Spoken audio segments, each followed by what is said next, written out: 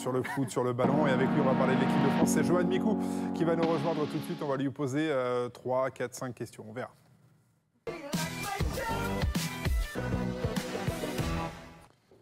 Rebonjour mon cher Johan. On est ravis de vous avoir sur le plateau de l'équipe du matin. L'équipe de France a donc parfaitement réussi son entrée en lice hier dans le mondial. Victoire 3-0 face au Honduras. On s'est régalé. Ce matin, est-ce qu'il faut bouder un petit peu notre plaisir en se disant que finalement, c'est vrai que l'adversaire des Bleus hier était très très faible, ou à votre avis, c'est une donnée qu'il faut mettre de côté?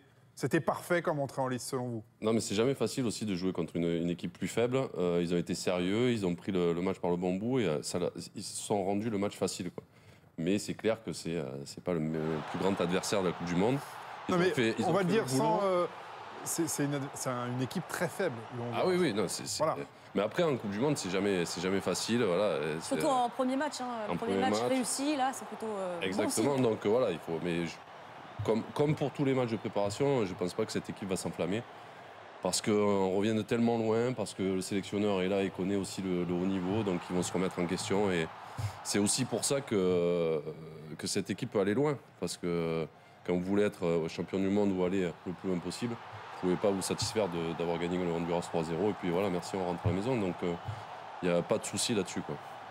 Donc l'équipe de France a fait le boulot hier face donc, à un adversaire assez faible. Ce qui est intéressant, c'est qu'il y a eu beaucoup d'occasions. On voit là ici le troisième but, celui de Karim Benzema, mais les Français auraient pu marquer 5 ou 6 buts facilement hier. Il y a beaucoup de très belles choses et notamment, on a tous apprécié le premier match en Coupe du Monde d'Antoine Griezmann, préféré à Olivier Giroud sur le front de l'attaque tricolore. Il a été excellent, Antoine Griezmann. Vous le jugez comment? Est-ce que vous pensez qu'il a définitivement gagné sa place de titulaire? Ça dépendra comment Didier Deschamps veut jouer. Alors après, c'était ou Giroud ou lui. Je pense qu'hier, il a favorisé le jeu de passe, le jeu de relation entre Valbuena et Griezmann et Benzema. Il ne voulait pas aller à l'impact physique, donc il n'a pas mis Giroud. Maintenant, ça peut être aussi une autre option. Je pense que Griezmann peut faire encore mieux. Moi, j'ai trouvé qu'il a fait un très très bon match, mais je pense qu'il peut faire encore mieux. Qu'est-ce qu'il peut faire de mieux, Antoine Griezmann? Qu'est-ce qu'il peut faire de mieux selon vous? Avoir plus d'impact. Moi, j'ai trouvé par exemple Valbuena beaucoup plus actif sur les phases offensives. Après, c'est pas le même jeu. C'est un joueur qui joue avec moins de touches de balle. Mais ce qui est intéressant, c'est qu'il est. Moi, j'aime bien quand il joue juste, quoi, surtout. Quand il doit faire la passe, il l'a fait. En une touche, deux touches. Quand il doit dribbler, il le fait aussi. À un moment donné, je me souviens, il fait une transversale sur Valbuena. Voilà, c'est le ballon qu'il doit donner, il le donne. Mais moi, c'est un joueur que j'apprécie énormément. Mais voilà, après, c'est normal. Il a la 5e sélection, c'est son premier match en Coupe du Monde. Donc, peut-être un peu timoré, mais quand il va vraiment lâcher son jeu, je pense que ça va être encore mieux, quoi. Alors, vous n'êtes pas devin, vous êtes juste consultant, expert. Mais il sera titulaire vendredi face à la Suisse. Griezmann, c'est obligé? Je sais pas. Est-ce que Didier Deschamps peut le sortir, franchement, après une performance comme ça? Ça serait cohérent ou pas? Je pense qu'il peut le faire. Après, c'est plus dur, comme je me répète, c'est plus dur de sortir Valbuena, à mon avis, que Griezmann. Donc s'il doit faire un choix et réintégrer Giroud, ça sera peut-être le premier, pas sanctionné, mais le premier à sortir. Peut-être qu'il va reconduire le même 11, on verra. Mais ce qui est aussi intéressant quand vous avez des joueurs, que vous n'avez pas que 11 joueurs, c'est que vous pouvez avoir plusieurs formules. Et l'équipe, on l'a vu par le passé récent, l'équipe n'est pas affaiblie. Que ce soit l'un ou l'autre qui joue, quand n'importe quel joueur qui rentre dans cette équipe est performante. Donc ça dépendra comment Didier Deschamps veut jouer, quoi. Johan, hier, la défense française a eu un match relativement simple à gérer, notamment la charnière qui n'a pas vraiment été testée par les attaquants honduriens. C'est plusieurs matchs qu'on est assez tranquille. Ouais. Les défenseurs centraux. On a pu en revanche apprécier l'apport offensif de nos latéraux, Patrice Evra qui a fait un bon match, et puis Mathieu Debuchy, visiblement préféré à Bakary Sagna. Vous le trouvez comment, Mathieu Debuchy? Il amène une vraie qualité de centre pour l'équipe de France, c'est hyper intéressant. Ouais, et puis beaucoup de profondeur.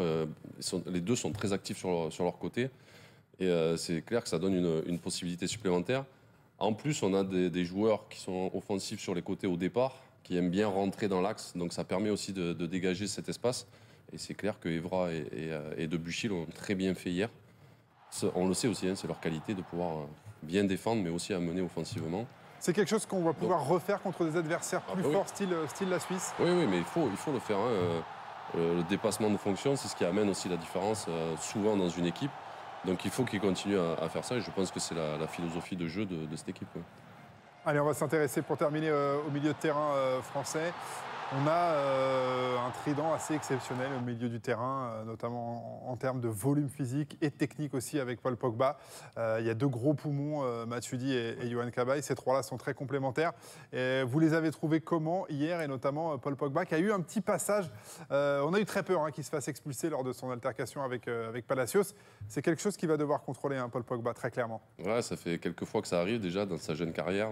Il a été expulsé face à l'Espagne déjà avec l'équipe de France. À la Juve ou en équipe de France.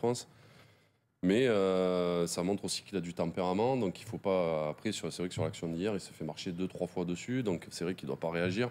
Mais après, il est bien revenu dans son match et il a pris ce carton jaune. C'est aussi peut-être pour ça que Didier Deschamps l'a sorti. Et c'était aussi la possibilité dans ce match de pouvoir le sortir et éviter qu'il se fasse expulser. Mais voilà, après, ça peut arriver. Moi, je sais de quoi je parle parce que ça m'est arrivé aussi dans ma jeune carrière. Mais après, c'est un travail sur lui. Il faut qu'il arrive à se contrôler. Et il a une chance, c'est d'être entouré aussi d'un sélectionneur qui va lui amener ça, d'un entraîneur aussi au quotidien à la Juve qui lui rappelle tout le temps de se contrôler. Donc, il n'a que 21 ans, mais il est bien encadré. Donc, je pense que ça va évoluer dans le bon sens. Et après, pour parler des deux autres, c'est vrai que Matuidi a fait un très très bon match. Alors après, il faut qu'il progresse dans le dernier geste aussi offensivement. C'est vrai que c'est un peu nouveau aussi pour lui, parce qu'il était habitué à jouer en sentinelle depuis son plus jeune âge. Ça fait 1 an ou 2 qu'il est dans ce registre-là. Mais en tout cas, c'est vrai que ces deux-là ont une activité extraordinaire. Et Cabaye qui revient bien, je trouve, moi. Il a retrouvé du rythme. Voilà, après sa blessure, il a eu un peu de mal dans la préparation, mais là... Il est très bien rentré dans cette Coupe du Monde. Alors on espère qu'il est sorti sur blessure. J'espère que c'est juste un coup. Un coup à la cuisse pour Yohan Cabaye. Tant mieux. Mais on a un vrai équilibre dans cette équipe, de vraies forces qui sont en pleine forme. Donc, on s'est régalé. C'est ce vendredi donc face à la Suisse, Johan Micoud. C'est vendredi face à la Suisse. Et on a hâte de les revoir. Merci Johan Micoud. Vous allez vous reposer parce qu'il y a aussi des matchs ce soir. Il va falloir les débriefer. Mais en attendant, vous restez bien sûr avec nous parce qu'avec Raphaël, on va découvrir un